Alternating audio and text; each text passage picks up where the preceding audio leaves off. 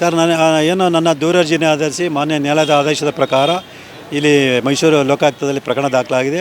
ಆ ಪ್ರಕರಣದಲ್ಲಿ ಯಾವ್ಯಾವ ರೀತಿಯ ತನಿಖೆ ನಡೆಸಬೇಕು, ಯಾವ ಸಾಕ್ಷ್ಯಗಳನ್ನು ಸಂಗ್ರಹ ಮಾಡಬೇಕು, ಯಾರನ್ನ ಸಾಕ್ಷಿದಾರನಾಗಿ ಪರಿಗಣಿಸಿ ಯಾರನ್ನ ಆರೋಪಿನಾಗಿ ಮಾಡಬೇಕು, ಈ ಎಲ್ಲ ಒಂದು ವಿಚಾರನ ಇಟ್ಕೊಂಡು ವಿವರವಾದ ಮನವಿ ಪತ್ರವನ್ನು ನಾನು ತನಿಖಾಧಿಕಾರಿಗಳಿಗೆ ಕೊಟ್ಟಿದ್ದೀನಿ.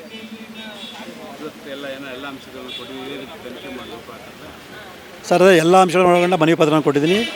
ಇಲ್ಲಿ ಪೊಲೀಸ್ ಆಯುಕ್ತರು ಅಧೀಕ್ಷಕರು ಇಲ್ಲದರಿಂದ ಅವ್ರ ಕಚೇರಿಗೆ ಮನವಿ ಪತ್ರ ಕೊಟ್ಟು ಸ್ವೀಕೃತಿ ಪಡೆದಿದ್ದೀನಿ. ಸೊ ಅವ್ರು ಬಂದ ನಂತರ ಅವರು ಮನವಿ ಪತ್ರನ ಕೊಡ್ತಾರೆ, ಅವರು ಅದನ್ನು ಪರಿಗಣಿಸ್ತಾರೆ. ಸರ್ ನನಗೆ ಬಂದರೆ ಮಾಹಿತಿ ಪ್ರಕಾರ ಏನು 4 ತಂಡಗಳ ರಚನೆ ಮಾಡಿ ತನಿಖೆಯ ಒಂದು ಪ್ರಕ್ರಿಯೆ ಪ್ರಾರಂಭ ಮಾಡಿದಂಥ ಮಾಹಿತಿ ಬಂದಿದೆ. ನೋಡ್ಬೇಕು ಮುಂದೆ ಯಾವ ರೀತಿ ತನಿಖೆ ಮಾಡ್ತಾರೆ. ಈಗ ನಾವು CBIಗೆ ಮನವಿ ಮಾಡಿಕೊಟ್ರಿಂದ CBI ಬಂದ ನಂತರ ಏನಾಗುತ್ತೆ ಇದನ್ನೆಲ್ಲ ನಾವು ಮುಂದಿನ ದಿನ ನೋಡಬೇಕಾಗುತ್ತೆ. ಸರ್ EDಗೆ ನಾವು ಶುಕ್ರವಾರನೇ ಇಮೇಲ್ ಮೂಲಕ ಕಳಿಸಿದ್ದೆ. ಸೊ ಇವತ್ತು ಖುದ್ದಾಗಿ ಅವ್ರ ಕಚೇರಿಗೆ ದೂರರ್ಜಿನ ಕೊಟ್ಟು ಸ್ವೀಕೃತಿಯನ್ನು ಪಡೆದಿದೆ.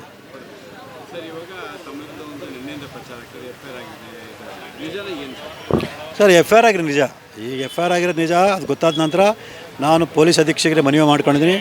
ಏನು ಆ ದೂರರ್ಜಿಲಿ ಆರೋಪ ಮಾಡಿದರೆ 18/7/2024 ನಾನು ನಂಜನಗೂಡು ಹೋಗಿ ಆ ಕೃತ್ಯ ಮಾಡಿದ್ದೀನಿ ಅಂತೇಳಿ. ಹಾಗಾಗಿ ನನ್ನ ದೂರವಾಣಿಗೆ ಸಂಬಂಧಪಟ್ಟ ಟವರ್ ಲೊಕೇಶನ್ ತೆಗೆದು ಮತ್ತು ಆ ಸ್ಥಳದಲ್ಲಿ ಇರ್ತಕ್ಕಂಥ CC ಕ್ಯಾಮರಾದ ವೀಡಿಯೋಗಳನ್ನ ಪಡ್ಕೊಂಡು ಒಂದು ತನಿಖೆ ನಡೆಸಿ ನಿಜವಾದ ಸತ್ಯಾಂಶ ತಿಳ್ಕೊಂಡು ಏನು ನನ್ನ ಮೇಲೆ ಸುಳ್ಳು ಆರೋಪ ಮಾಡಿದರೆ ಆ ಮಹಿಳೆ ವಿರುದ್ಧ ಪ್ರಕರಣ ದಾಖಲು ಮಾಡಿ ಮತ್ತು ಅವ್ರ ಜೊತೆಗೆ ಅವ್ರಿಗೆ ಈ ಸುಳ್ಳು ದೂರ ನೀಡೋಕ್ಕೆ ಯಾರು ಕುಮ್ಮಕ್ಕೆ ನೀಡಿದರೆ ಅವ್ರ ವಿರುದ್ಧ ಕೂಡ ಪ್ರಕರಣ ಮಾಡಿ ಅಂತೇಳಿ ಮೈಸೂರು SP ಅವರಿಗೆ ಮನವಿ ಮಾಡ್ಕೊಂಡಿದ್ದೀನಿ. ಇಲ್ಲ 21/8/2024 FIR ಆಗಿದೆ. ಸೊ ಮಾಹಿತಿ ಬಂದಿದೆ ಇತ್ತೀಚೆಗೆ ನನಗೆ.